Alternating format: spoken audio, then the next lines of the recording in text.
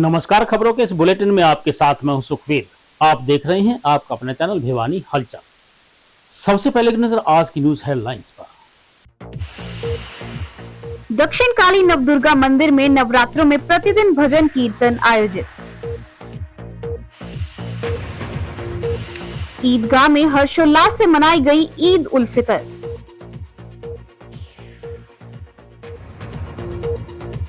वैश college में विश्वविद्यालय स्तरीय एनएसएस शिविर का हुआ समापन।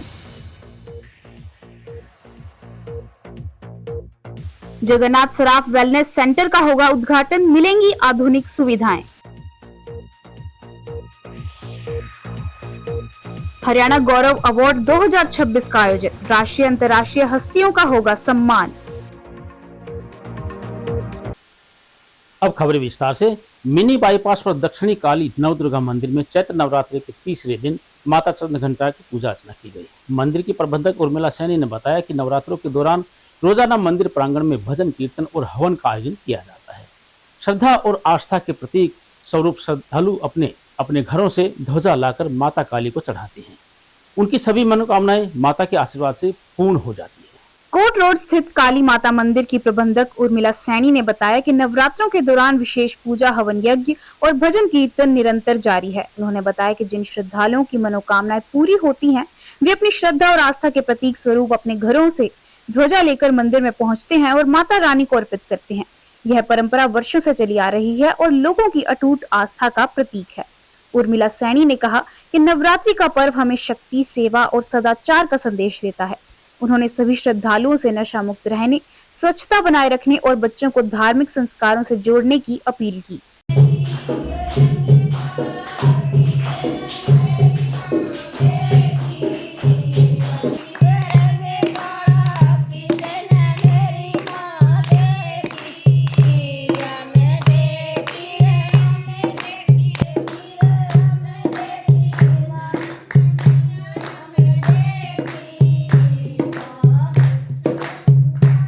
माता के मंदिर में, माता के मंदिर में तो चमत्कार हो रहे हैं और मैं तो छोटी ही लगी थी सेवा करने और बहुत सेवा करती हूँ। और मैं ये सोच रही थी मंदिर बने कहीं और मैं मंदिर में सेवा करूँ और मैंने 17-18 साल हो गए मंदिर में सेवा करती हूँ। मेरे काम मैया ने सारे सिद्ध करे हैं। अम्मा के मंदिर में सच्चा मनता वहाँ और सबके कष्ट कटा है और मेरा जो तक हो गया था 1 महीने के भीतर मैया घर ले आई थी। जी, जय माता दी। मैं विजय कुमार, पर्यावरण रक्षक, नवदुर्गा सेवा सहयोग संस्था। आज यहाँ हम कोट रोड पे दक्षिण काली माता मंदिर प्रांगण में है और जैसे कि पता है कि अभी नवरात्रे चल रहे हैं और इसी कड़ी में हम भी नवरात्रे व्रत किए हुए हैं और आज यहाँ प्रांगण में बड़ा अच्छा लगा यहाँ के और मत्था टेकने आए थे। और साथ साथ ये भी एक अनुरोध है कि कोई भी तीज त्योहार तभी हमें अच्छे लगेंगे जब हमारा स्वास्थ्य ठीक होगा, हमारा स्वास्थ्य ठीक होगा। और उसके लिए बहुत आवश्यक है कि पर्यावरण हमारा ठीक ठाक हो, किसी भी तरह की कोई उसमें पर्यावरण में अशुद्धि ना हो। और उसके लिए बहुत आवश्यक है कि ज्यादा से ज्यादा पेड़ पौधे लगाएं और उनको पेड़ बढ़ने तक उनकी देखभाल भी करें ताकि आने वाला हमारा कल, आने वाला समय हमारी नई जनरेशन के लिए बहुत अच्छा रहे और किसी तरह की उसमें बीमारियों से हम बचे रहें। ये दक्षिण काली नवदुर्गा मंदिर है। ये कोट रोड में हमारे खेत वगैरह होते थे तो उधर हमने माई की स्थापना करवाई दक्षिण काली नवदुर्गा मंदिर के नाम से। तो ये हम कौन करवाने वाले, एक गोड गिफ्ट है हमारे पास देवता का जो कि हम इस लायक बने कि भाई करवाएं। इधर जी देखो ये खेतों में मंदिर बना हुआ है। इधर कोई भी सच्चे मन से अगर अपनी अरदासें लगा के जाता है तो उन भक्तों के कार्य पूरे हो रहे हैं। मुझे नहीं पता मैया कैसे करती है, क्योंकि इधर लोगों के कार्य हो रहे हैं। जो हमने ये मंदिर बनाया था, मंदिर बना के हम रुक गए थे कि तो हमें ये सोचा कि भाई इतना लग चुका भी कहाँ से आएगा, कि माता रानी का मंदिर बन चुका भी आगे कुछ नहीं करवा सकते। लेकिन इसका चमत्कार हो रहा है, हमारे साथ गॉड गिफ्ट हो रहा है जो पता नहीं, हम सोचते भी नहीं, वो बनवाई जा रही है, मैया बनवाई जा रही है। भारत देश की अनेकता में एकता की सार्थकता उस समय जीवंत हो उठी जब ढाणा रोड पर ईदगाह में ईद उल फितर के त्योहार को नागरिकों ने हर्षोल्लास के साथ मनाया। मौलाना हबीबुर रहमान के द्वारा ईद के नमाज के बाद देश में अमन, शांति, तरक्की और आपसी भाईचारे को कायम रखने की अपील की गई। मस्जिद कमेटी के प्रधान जोरावर अली ने बताया कि ईद उल फितर का त्योहार मुसलमानों का सबसे बड़ा और पवित्र त्योहार है। इस अवसर पर हजारों की संख्या में पहुंचे नागरिकों ने एक दूसरे को ईद की मुबारकबाद दी। मस्जिद कमेटी के प्रधान जोरावर अली ने त्योहार के आध्यात्मिक और सामाजिक महत्व पर प्रकाश डाला। उन्होंने बताया कि इस दिन अल्लाह अपने फरिश्तों को जमीन पर उतारते हैं और हर नेक व जायज दुआ कबूल करते हैं।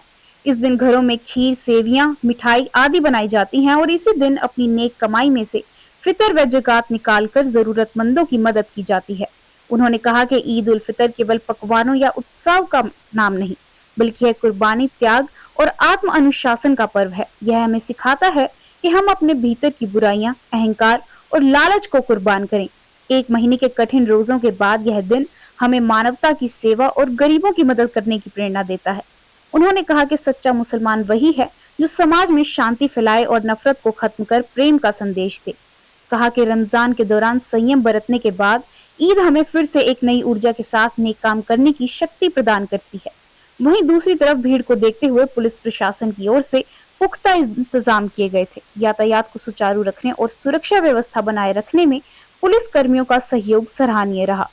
देखो, मेरा नाम जोरावर अली, मस्जिद कमेटी प्रेसिडेंट हूँ मैं। आज ईद उल फितर का त्योहार है। ये बड़ी खुशी का, भाईचारे का प्रतीक का त्योहार है। ये 30 रमजान के रोजे रखने के बाद में ईद का त्योहार आता है। ये मुसलमानों का सबसे बड़ा और पवित्र त्योहार है। इस दिन खुशियां मनाई जाती है, एक दूसरे को गले मिलकर खुशियां मुबारकबाद दी जाती है। घरों में बच्चों को खुशियां मनाई जाती है, मिठाई, सेवइयां, खीर, सब पकवान बनते हैं। एक दूसरे घरों में जाके दावतों का सिलसिला होता है और सबको दावत देते हैं, एक दूसरे को बधाई देते हैं, मुबारकबाद देते हैं। ईदी वगैरह भी हाँ, बच्चों को, अपने छोटू बच्चों को ईदी दी जाती है। वो यही है कि भाई बच्चे ईदी की खुशी में अपनी जो भी जरूरत की चीज है खाने पीने की, वो बच्चों को ईदी दी जाती है, अपने छोटे बच्चों को ईदी दी जाती है। हम ये कहना चाहते हैं कि देखो, ईद का जो दिन है, सारा खुशी का दिन है। पूरे मुल्क के लिए दुआ की जाती है कि सब पूरे मुल्क को, हमारे को अल्लाह सही सलामत रखे और परेशानियों को अल्लाह ख़त्म करे। और दूसरी बात है कि आपस में भाईचारा कायम किया जाता है, आपस में मतलब मुसाफा, दुआ, सलाम, गले मिला जाता है। वो सब इसलिए कि हमारी जो आपस की जो अंदरों में जो नफरत है वो ख़त्म हो जाए और जैसा हमारे जो बाहर से हम दिखाई दे रहे हैं वैसे हमारे अंदर से हमारे दिलों की सफाई हो जाए। वेस्ट कॉलेज की राष्ट्रीय सेवा योजना द्वारा चौधरी बंसीलाल विश्वविद्यालय के तत्वावधान में आयोजित किया जा रहा विश्वविद्यालय स्तरीय शिविर का समापन हो गया है। वेस्ट कॉलेज ट्रस्ट के प्रधान एडवोकेट शिवरतन गुप्ता की अध्यक्षता में आयोजित शिविर के समापन अवसर पर CBLU के रजिस्ट्रार जितेंद्र भारद्वाज ने बतौर विशिष्ट अतिथि शिरकत की। उन्होंने कहा कि राष्ट्र निर्माण में NSS के युवाओं की भागीदारी अहम कड़ी का कार्य करती है। प्रबंधन समिति के अध्यक्ष अजय गुप्ता और उपाध्यक्ष डॉक्टर पवन वानीवाला ने कहा कि आज के तनावपूर्ण वातावरण में इस तरह के शिविरों की बहुत सख्त जरूरत है। वहीं वर्धमान ज्वेलर्स के संचालक सचिन वर्धमान ने कहा कि NSS के वॉलंटियर्स को समाज कल्याण में निस्वार्थ भाव से अपना महत्वपूर्ण योगदान देना चाहिए। वैश्य महाविद्यालय के प्राचार्य डॉक्टर संजय गोयल ने कहा कि आज के तनावपूर्ण वातावरण में इस तरह के शिविरों की बहुत सख्त जरूरत है। चौधरी बंसीलाल विश्वविद्यालय के रजिस्ट्रार जितेंद्र भारद्वाज ने स्वयं सेवकों को राष्ट्रीय सेवा योजना के प्रत्येक शब्द की सार्थकता पर विस्तार से प्रकाश डाला। उन्होंने कहा कि राष्ट्र निर्माण में NSS की युवाओं की भागीदारी अहम कड़ी का कार्य करती है। वास्तव में NSS व विद्यार्थियों में श्रम की प्रकाष्ठा के माध्यम से संस्कारों, सेवा भावना एवं संस्कृति का संचार करती हैं। विद्यार्थियों को चाहिए कि वे जीवन में योजना बनाकर वे लक्ष्य निर्धारण करके आगे बढ़ें, तभी मंजिल को पाया जा सकता है। ट्रस्ट के प्रधान एडवोकेट शिवरतन गुप्ता ने कहा कि आत्मिक भावना से की गई सेवा ही वास्तव में सच्ची सेवा है। विद्यार्थियों को सेवा के असल मायने समझने होंगे, जिसके लिए विद्यार्थी सच्ची भावना से कार्य करते हुए आगे बढ़े। वैश्य महाविद्यालय प्रबंधक समिति के उपाध्यक्ष डॉक्टर पवन बुवानीवाला एवं सचिन वर्धमान ने स्वयं सेवकों को संबोधित करते हुए कहा कि भारत विश्व का सबसे युवा देश है। NSS स्वयं सेवक इस एकता शिविर से संदेश की अखंडता को अधिक सुदृढ़ करने का संदेश लेकर जाएं। शिविर की संयोजक एवं NSS इस इकाइयों के कार्यक्रम अधिकारी डॉक्टर कामना कौशिक एवं डॉक्टर मोहनलाल ने शिविर में 7 दिन तक आयोजित विभिन्न कार्यक्रमों गतिविधियों के बारे में सदन को अवगत करवाते हुए युवाओं को आगे बढ़ने की प्रेरणा दी। राष्ट्रीय सेवा सुरक्षा एक अभियान 7 दिन के लिए बच्चों में किया गया और बच्चों ने अपने जीवन का सबसे महत्वपूर्ण पल होता है जब वो बाहर रह के और किसी काम को भी सीखता है या बताता है। मैं ऐसे हमारे भाई बहनों का स्वागत करता हूं जिन्होंने इस कैंप के माध्यम से समाज के अंदर से शिक्षा ग्रहण की और आने वाला समय भविष्य में इन बच्चों को एक ऐसा करियर प्रदान करेगा जो 5-7 दिन का ये कैंप था अभी तो, लेकिन जब भी ये कैंप लगते हैं बहुत हर्ष की बात होती है कि बच्चे उसमें अपने अपने परफॉर्मेंस करते हैं। आज ये राष्ट्रीय सेवा योजना के अंतर्गत 7 दिवसीय एक कैंप का आयोजन किया गया था, जिसमें विश्वविद्यालय के विभिन्न विश्वविद्यालयों से एनएसएस के स्वयंसेवक आए थे और अन्य विश्वविद्यालयों से प्रदेश के, उन्होंने भी इसमें सहभागिता की। ऐसे कुल मिलाकर के 200 के लगभग स्वयंसेवक इस 7 दिवसीय कार्यक्रम में सम्मिलित हुए। आज उसका समापन समारोह चल रहा है। राष्ट्रीय सेवा योजना की जो स्थापना की गई थी 1969 में महात्मा गांधी के जन्म शताब्दी वर्ष में, इसलिए की गई थी कि विद्यार्थियों में राष्ट्रीयता का भाव विकसित हो, समाज के प्रति संवेदनशीलता विकसित हो और सेवा करने की भावना उनके अंदर आए। साथ ही साथ भारत के विकास में हर विद्यार्थी की भूमिका हो, युवाओं की भूमिका हो, इस उद्देश्य से राष्ट्रीय सेवा योजना शुरू हुई थी। और धीरे धीरे हम देख रहे हैं कि पिछले लगभग 50 वर्षों से भी अधिक का समय हो गया और सेवा योजना के माध्यम से युवाओं को एक जीवन दृष्टि प्रदान करने का काम ये योजना कर रही है और विद्यार्थियों को बहुत अधिक सही प्रकार के संस्कार, सेवा के, श्रमशीलता के, अहंकार, मान्यता के, इस तरह के संस्कार इस सेवा योजना के माध्यम से दिए जाते हैं। आज वेस्ट कॉलेज भिवानी में जो भिन्न भिन्न विश्वविद्यालय से आए हुए छात्र जो 7 दिन का एक एनएसएस का कैंप रखा गया था, आज उसका समापन समारोह। इसकी ओपनिंग जब हुई थी, जितने उत्साह से इसकी ओपनिंग हुई से उससे ज़्यादा ही आज उत्साह में बच्चों में देखने को मिल रहा है। इन बच्चों ने पिछले 7 दिनों में भिन्न भिन्न विधाओं में भाग लिया, जिसमें मैं ब्लड डोनेशन कैंप कह सकता हूँ, जीटीसी, इसका मतलब यह था कि आज डिजिटल का ज़माना है, एआई का ज़माना है। इन बच्चों ने एआई पर डिजिटल पर अपने अपने व्याख्यान किए।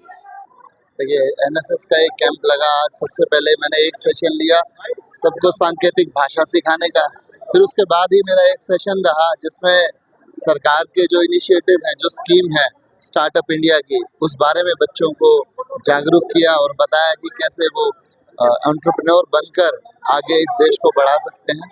उसके बाद ये सांस्कृतिक कार्यक्रम बहुत ही राठी साहब का अच्छा, बहुत ही परफॉर्मेंस रहा, बच्चों में भी जोश आया नया और उन्होंने मंच पे बहुत सी ऐसे बातें कही जो समाज को सिखाने के लिए बहुत जरूरी है। प्राकृतिक चिकित्सालय में नवनिर्मित आधुनिक व प्राकृतिक चिकित्सा सुविधाओं से सुसज्जित जगन्नाथ सर्राफ वेलनेस सेंटर का उद्घाटन 23 मार्च को गुजरात के राज्यपाल आचार्य देवव्रत करेंगे। हरियाणा योग प्राकृतिक चिकित्सालय के संरक्षक ब्रिजलाल सर्राफ और उद्योगपति के मोहता ने बताया कि चिकित्सालय में सुविधाओं का अत्यधिक लाभ पहुंचाने के लिए नए भवन आधुनिक वेल सेंटर का उद्घाटन किया गया है। इसमें प्राकृतिक चिकित्सा पद्धति में गंभीर से गंभीर बीमारियों का इलाज का प्रबंध होगा।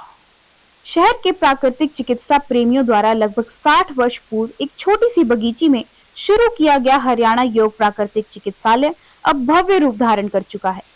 हरियाणा योग प्राकृतिक चिकित्सालय के संरक्षक प्रमुख समाज सेवी ब्रिजलाल सराफ, अध्यक्ष उद्योगपति के मेहता एवं संस्था के सचिव समाज सेवी दीपक बंसल ने पत्रकार सम्मेलन में बताया कि सन 1976 में शहर के समाज सेवियों व प्राकृतिक चिकित्सा प्रेमियों द्वारा इस क्षेत्र के लोगों को प्राकृतिक चिकित्सा उपलब्ध करवाने के लिए चिकित्सा केंद्र की शुरुआत की गई थी। ब्रिजलाल सराफ ने बताया कि आधुनिक सुविधाओं से संपन्न नए वेलनेस सेंटर में पेट, हड्डियां, घुटनों, सर्वाइकल, चर्बी, किडनी, कोलेस्ट्रॉल, सिरदर्द, बीपी, शुगर, हार्ट से संबंधित व कई अन्य गंभीर बीमारियों का प्राकृतिक चिकित्सा विधि से इलाज का प्रबंध रहेगा। महिलाओं व पुरुषों के लिए अलग अलग सेक्शन बनाए गए हैं, जहां हर प्रकार की सुविधाएं उपलब्ध होंगी। प्राकृतिक चिकित्सा से संबंधित भोजन भी इलाज करवाने वालों को उपलब्ध होगा।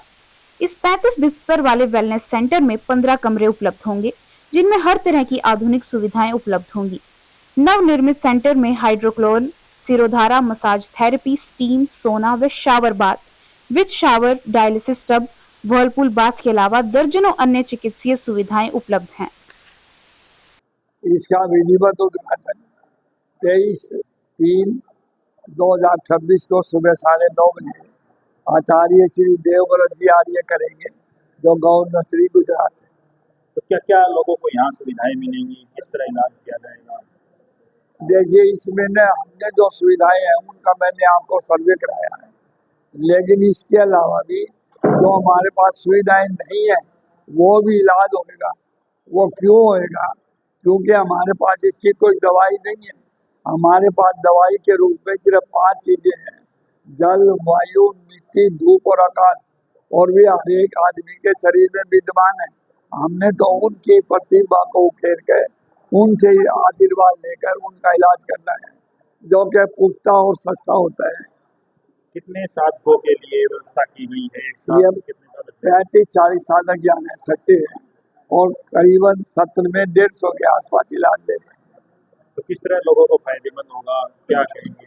ये सबसे सस्ता है और जो आएगा यहाँ उसकी हम पूरी गौर से, इत्मीनान से इसका इलाज करेंगे और कोशिश रहेगी कि वो हमारे पास दुख में कराता हुआ, रोता हुआ आया है तो वो खुशी खुशी हंसता हुआ जाए।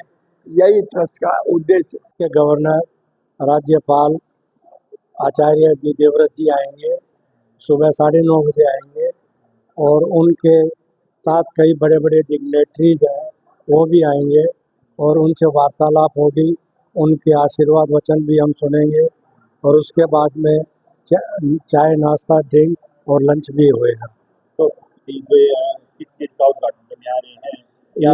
ये हमारा नवनिर्मित जो प्राकृतिक चिकित्सालय का श्री जगन्नाथ वेलनेस सेंटर है उसका उद्घाटन करने आ रहे हैं, जिसके अंदर सारी मशीनें लेडीज़ और जेंट्स के लिए इन्वेस्टमेंट किया और उसमें लगाई गई। तो कितने समय में तैयार हुआ है, किस तरह की? ये 9 महीनों पहले हमने ये आइडिया बनाया था और आज कंप्लीट हो गया है।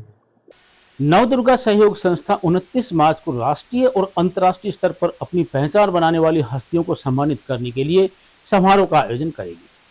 संस्था के पदाधिकारी सुरेश सैनी और हरियाणा सॉफ्टबॉल एसोसिएशन के सचिव सतवीर सिंह सैनी ने पत्रकारों को बताया कि कोट रोड पर दक्षिणी काली नवदुर्गा मंदिर परिसर में राष्ट्रीय व अंतर्राष्ट्रीय प्रतिभावान हस्तियों को हरियाणा गौरव अवार्ड 2026 से सम्मानित किया जाएगा। इस संबंध में पदाधिकारियों ने एक बैठक आयोजित करके कार्यक्रम की रूपरेखा तैयार की। हरियाणा सॉफ्टबॉल एसोसिएशन के सचिव व सॉफ्टबॉल एसोसिएशन ऑफ इंडिया के चयन समिति के सदस्य कोच सतबीर सिंह सैनी ने बताया कि यह आयोजन केवल एक पुरस्कार वितरण समारोह नहीं, बल्कि हरियाणा की माटी से जुड़े उन हीरों को सम्मानित करने का जरिया है जिन्होंने वैश्विक पटल पर राज्य का मान बढ़ाया। उन्होंने कहा कि हरियाणा की प्रतिभाओं को प्रोत्साहित करना सभी सामाजिक संगठनों व प्रत्येक नागरिक का कर्तव्य होना चाहिए, क्योंकि इन्हीं प्रतिभाओं की बदौलत देश का नाम पूरे विश्व में गर्व से लिया जाता है। इसके अलावा किसी भी प्रतियोगिता में क्षेत्र व परिजनों का नाम रोशन करने वाली प्रतिभाएं समाज के अन्य लोगों को भी अपने क्षेत्र में आगे बढ़ने के लिए प्रोत्साहित करती हैं। नवदुर्गा सेवा सहयोग संस्था के संस्थापक सुरेश सैनी ने बताया कि आयोजन की सभी तैयारियां अंतिम चरण में हैं और शहर वासियों में इसे लेकर भारी उत्साह है। समारोह के दौरान देश का नाम रोशन करने वाले राष्ट्रीय व अंतर्राष्ट्रीय खिलाड़ियों, उनके मार्गदर्शक कोच और निस्वार्थ भाव से कार्य करने वाले सामाजिक संस्थाओं को विशेष रूप से सम्मानित किया जाएगा। नवदुर्गा सेवा सहयोग संस्था और श्री नंदलाल चावला ट्रस्ट के द्वारा एक कार्यक्रम आयोजित है। ये कार्यक्रम भिवाड़ी में दक्षिण काली नवदुर्गा मंदिर में किया जाएगा। इसमें हमारे जिन खिलाड़ियों ने हमारे हरियाणा का नाम रोशन किया है, जैसे आसन कुमार जी हैं और एशियन कबड्डी के चेयरमैन अपने गुलाब सैनी जी पहुंचेंगे। साक्षी मलिक जी के कोच है मनदीप सैनी जी, और इनके अलावा अन्य जो राष्ट्रीय अंतर्राष्ट्रीय जो खिलाड़ी हैं जो आज भी खेल रहे हैं और जिन्होंने पहले भी हमारे हरियाणा का नाम रोशन किया है, उनके हम खिलाड़ियों और कोच को सम्मानित करेंगे। इनके लगभग हमारा ये 80 के लगभग लोग रहेंगे और इनमें हमारी विशेषता एक और रहेगी, जिन प्रतिभाओं ने हमारे हरियाणा का नाम रोशन किया है, चाहे वो कबड्डी में हो या किसी भी गेम में हो, और अन्य जो किसी भी क्षेत्र में हमारे हरियाणा का नाम रोशन किया है उनको भी हम सम्मानित करेंगे और सामाजिक संस्थाओं को भी सम्मानित करेंगे। कार्यक्रम में एक विशेष बात ये रहेगी कि हम किसी भी जाति के या किसी धर्म के किसी भी व्यक्ति के बारे में कुछ नहीं करेंगे। हम केवल जिन्होंने हमारा प्रदेश का नाम रोशन किया है, हरियाणा का, उन सभी प्रतिभाओं को सम्मानित करेंगे, जिसमें यहाँ हमारा एक सम्मान समारोह भी रहेगा, गुलाब सैनी जी का सम्मान समारोह भी होगा। और खिलाड़ियों की हम लिस्ट आप सबको बता दें कि हम 25 मार्च तक उनकी लिस्ट कलेक्ट कर लेंगे, और किसी भी खिलाड़ी को हमारा कोई भी किसी के बारे में जानकारी लेनी हो तो हमारी जो मेल आईडी है भिवानी सैनी 1975@gmail.com, उस पर आप संपर्क कर सकते हैं। और विनोद पांचाल जी और हमारे घनश्याम सराफ जी जो पूर्व मंत्री जी, और उसके साथ हमारे विनोद प्रजापति जी जो हमारे पार्षद हैं, और हमारे सुरेश सैनी जी जो नवदुर्गा जन कल्याण के संस्थापक हैं, और हमारे साथी सिकंदर जी जो पीटीआई हमारे बिल्कुल सहयोगी, और हमारी जितनी भी संस्थाएं हैं ये हमारा पूर्ण रूप से सहयोग करेंगी और उनके द्वारा ही हम उनको सम्मानित करेंगे। तो जैसा कि ये नवदुर्गा संस्था है, इन्होंने इंटरनेशनल खिलाड़ियों को और नेशनल वाले पदक बेटियों को सम्मान करने का एक बीड़ा उठाया है, जो एक बहुत ही सराहनीय और अच्छी पहल है, जिससे मैं ये उम्मीद करता हूँ बच्चों को प्रोत्साहित मिलेगा और उस प्रोत्साहन से बच्चे देश का नाम रोशन करेंगे। और अंत में फिर से एक नजर आज की न्यूज हेडलाइंस पर। दक्षिण काली नवदुर्गा मंदिर में नवरात्रों में प्रतिदिन भजन कीर्तन आयोजित। ईदगाह में हर्षोल्लास से मनाई गई ईद उल फितर।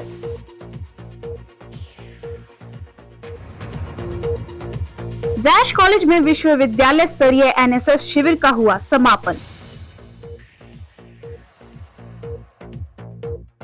जगन्नाथ सराफ वेलनेस सेंटर का होगा उद्घाटन, मिलेंगी आधुनिक सुविधाएं। हरियाणा गौरव अवार्ड 2026 का आयोजन, राष्ट्रीय अंतर्राष्ट्रीय हस्तियों का होगा सम्मान। अब मुझे दीजिए इजाजत, देखते रहिए आपका अपना चैनल भिवानी हलचल।